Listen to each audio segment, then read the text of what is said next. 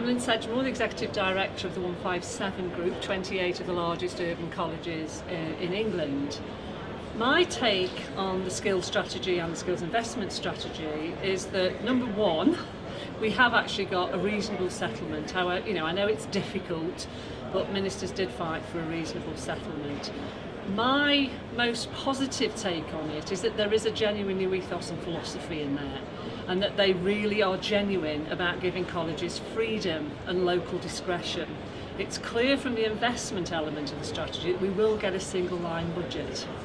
Now, how that's then translated over the next 4 years into reality is still yet to be thrashed through with the SFA, but all the messages that I'm getting are very positive about genuine autonomy, colleges with local discretion, and having adult-to-adult conversations about how we make the transitions over the next 4 years.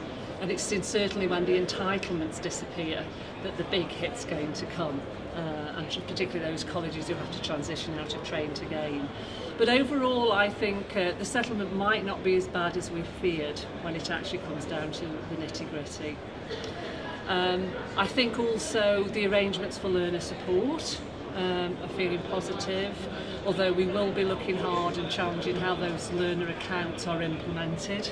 Been there, done that, let's hope it's very different this time. Licence to practice, very positive about that, and Vince Cable made quite a big thing in his speech about that today. And the support for informal as well as formal learning, there is genuinely an understanding and a commitment to that. Now, where am I concerned? 157 remains significantly concerned about EMAs. I'm worried that the ministers haven't got accurate information. We're collecting case study material at the moment about the effect that removing EMAs have on travel. They use them for travel, on retention and completion rates. We tended to focus on participation, but it's actually that throughput, and that's really worrying us, and we're collecting evidence from our colleges now to present to ministers, and we're not going to go away on that one. I think we have to stay battling with that. ESOL wasn't mentioned this morning. There is going to be issues about how we can fund ESOL. It may impact on the basic skills as well. And overall, I think it's employer engagement, the co-funding elements. How do we get that co-funding organised? How do we change that culture of people paying for their learning and making significant investments? Can that move fast enough?